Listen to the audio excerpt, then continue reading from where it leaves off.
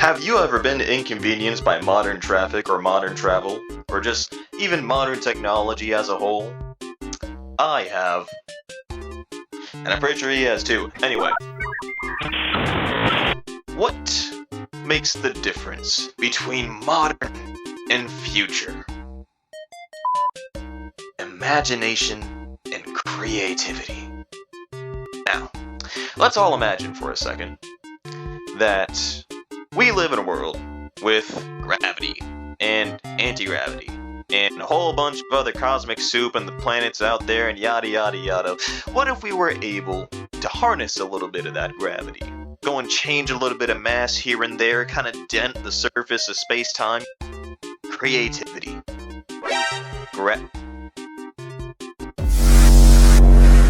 Gravity. Now, you might be wondering, what? Gravity. And why gravity is so important right now? Well, that's because we've developed a method of how to go and surf gravity. A gravity wave, like so. Here.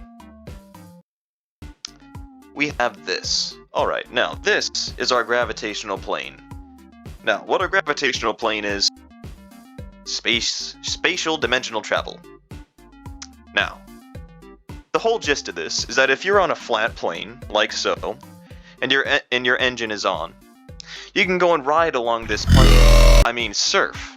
Now on still water, your engine is going to float along the surface if we go and treat our plane like water.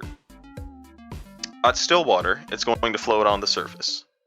Now if you were to go and increase the mass or the density, the heaviness, change your plane and dip it down, like so,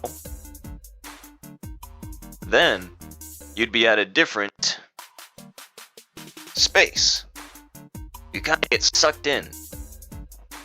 And just like a puddle, or like a rock hitting water, making a splash, the energy inside gets, I don't want to say released, but it gets normalized. The density, the mass gets normalized.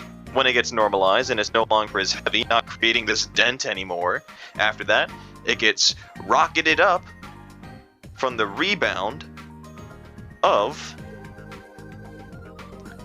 the gravitational yada yada. Science stuff. You don't need to worry about it. Now, the neat part is this can be used for interstellar travel. Now, if you wanted to go and get into terrestrial travel, that's a little bit of a different story. Terrestrial travel uses the gravitational field around the craft itself, like such. Anyway, it uses this to go and slide along the plane, to float along the water. Now, what the engine is going to do for terrestrial travel is a little bit different than what it's going to do for slingshot travel. For slingshot travel, it dipped down and it went up. For terrestrial travel, it creates a distortion in space that looks like this.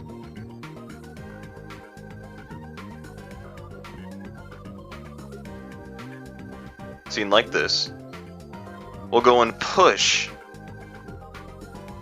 in front of the craft to go and make the space dip down and roll down. Now, if we can go and move the ball just a little bit forward to go and show how the craft is going to operate along this, yep, and then goes down. As it goes down, it's able to go and slide along its own gravitational wave freely. Yes, like a ball rolling down a rail. Now, the pad has dials and arrows. These are sensors. What the sensors do, if you are able-bodied and we have a harness available that is able to use, you'll be able to operate one of these vehicles. Now, whether it be interstellar taxis or just daily commutes to the planet Jupiter, your options are limitless when you have the freedom and potential of gravitational propulsion. This gravitational engine only requires a single fuel source. A one-time buy fuel source. How many other vehicles can you say have something like that? A one-time deal for a fuel source that will last forever. It doesn't decay. It doesn't generate heat. It's a stable fuel source. And it can be yours today. For $398 billion, it is going to go and demonstrate what the inside of the craft does not look like while you are inside of it. If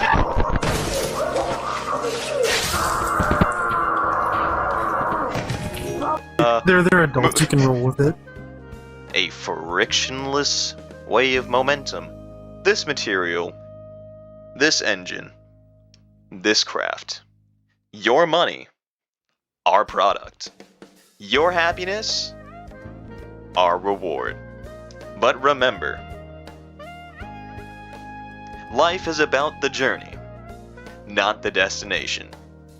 But reach that destination with Redacted.